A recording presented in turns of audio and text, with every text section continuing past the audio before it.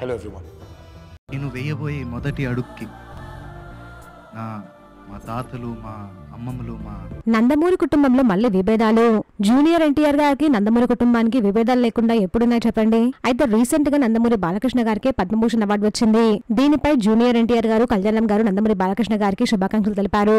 అయితే అవార్డు వచ్చిన సందర్భంగా బాలకృష్ణ గారు దీనికి సంబంధించి ఒక ఈవెంట్ ఏర్పాటు చేశారు. ఆ ఈవెంట్ కి అందరూ వచ్చారు, కానీ జూనియర్ ఎన్టీఆర్ మాత్రం రాలేదు. జానకి రామ్ గారి కొడుకు నందమూరి తారక రామారావు రీసెంట్ గా సినీ ఇండస్ట్రీకి ఎంట్రీ ఇచ్చారు. అయితే ఆ ఈవెంట్ కి వీళ్ళు కుటుంబంతో సహా వచ్చారు, కానీ జూనియర్ ఎన్టీఆర్ మాత్రం రాలేదు. జానకి రామ్ గారి కొడుకు పేరు కూడా నందమూరి తారక రామారావే. అసలు నందమూరి కుటుంబమే జూనియర్ ఎన్టీఆర్ కంటే దూరం పెడుతుందా, లేదా జూనియర్ ఎన్టీఆర్ గారు ఆ కుటుంబానికి దూరంగా ఉంటున్నారా?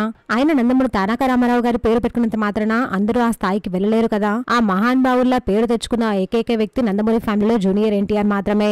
ఆయన పేరు పెట్టుకున్నందుకు జూనియర్ ఎన్టీఆర్ గారు తాతగారి పేరు నిలబెట్టారు.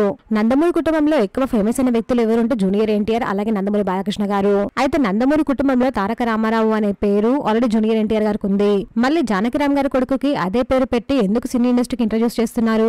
జూనియర్ ఎన్టీఆర్ గారిపై కోపంతో ఇదంతా చేస్తున్నారా? అసలు నందమూరి ఫ్యామిలీలో ఏం జరుగుతుందో ఎవరికి ఏం అర్థం కావట్లేదు. మరి దీనిపై మీ ఒపీనియన్ ని కమెంట్ చేయండి. జూనియర్ ఎన్టీఆర్ గారి ఫ్యాన్స్ లైక్ చేయండి ప్లీజ్. ఫ్రెండ్స్, మా ఛానల్ పెట్టుకోండి ప్లీజ్.